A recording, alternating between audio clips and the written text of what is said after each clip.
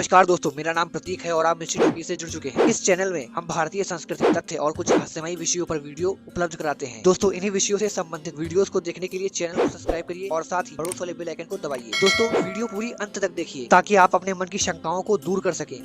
दोस्तों, आल्हा और उदल दो भाई थे। ये बुंदेलखंड के महोबा के वीर योद्धा और राजा परमार के सामंत थे। कालिंजर के राजा परमार के दरबार में जगनिक नाम के एक कवि ने आल्हा खंड नामक एक काव्य की रचना की थी। उसमें इन दो वीरों की गाथा का वर्णन किया गया है। इस ग्रंथ में दो वीरों की 52 लड़ाइयों का रोमांचकारी वर्णन है। आखिरी लड़ाई उन्होंने पृथ्वीराज चौहान के साथ लड़ी थी। माँ शारदा माई के भक्त आल्हा आज भी करते हैं माँ की पूजा और आरती। जो इस पर विश्वास नहीं करता वो अपनी आंखों से जाकर देख सकता है। दोस्तों, आल्हा खंड में गाया जाता है कि इन दो भाइयों का दिल्ली के तत्कालीन शासक पृथ्वीराज चौहान से युद्ध हुआ था। पृथ्वीराज चौहान को युद्ध हारना पड़ा था, लेकिन इसके पश्चात आल्हा के मन में वैराग्य उत्पन्न हो गया और उन्होंने संन्यास ले लिया था। कहते हैं कि इस युद्ध में उनका भाई वीरगति को प्राप्त हो गया था। गुरु गोरखनाथ के आदेश से आल्हा ने पृथ्वीराज चौहान को जीवन दान दे दिया था और पृथ्वीराज चौहान के साथ उनकी यह आखिरी लड़ाई थी। दोस्तों, मान्यता है कि माँ के परम भक्त आल्हा को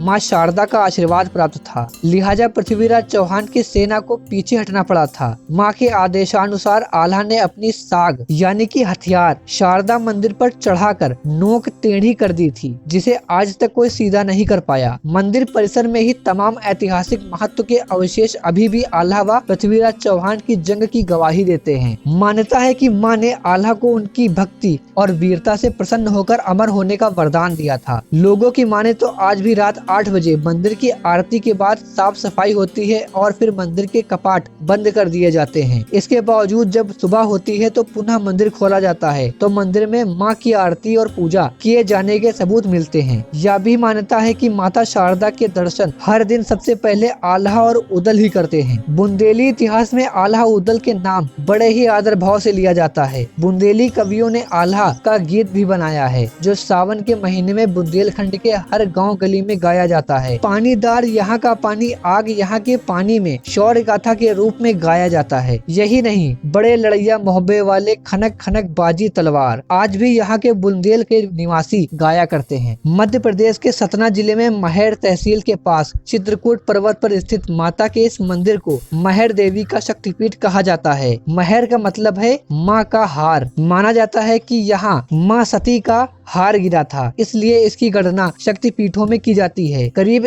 1063 सीढ़ियां चढ़ने के बाद माता के दर्शन होते हैं। पूरे भारत में सतना का महर मंदिर माता शारदा का अकेला मंदिर है। कहते हैं कि दोनों भाइयों ने सबसे पहले जंगल के बीच शारदा देवी के इस मंदिर की खोज की थी। आल्हा ने यहाँ 12 वर्षों तक की तपस्या की थी। आल्हा माता को शारदा माई कहकर पुकारा करते थे, इसीलिए प्रचलन में उनका नाम शारदा माई हो गया। इसके अलावा ये भी मान्यता है कि यहाँ सबसे पहले आदि गुरु शंकराचार्य ने 9वीं व 10वीं शताब्दी में पूजा अर्चना की थी। माता शारदा की मूर्ति की स्थापना विक्रम संवत 562 ईस्वी में की गई थी। तो दोस्तों, आपको ये वीडियो कैसी लगी? अच्छी लगी हो तो लाइक करिएगा और चैनल को सब्सक्राइब करिएगा। जय हिंद, जय भारत।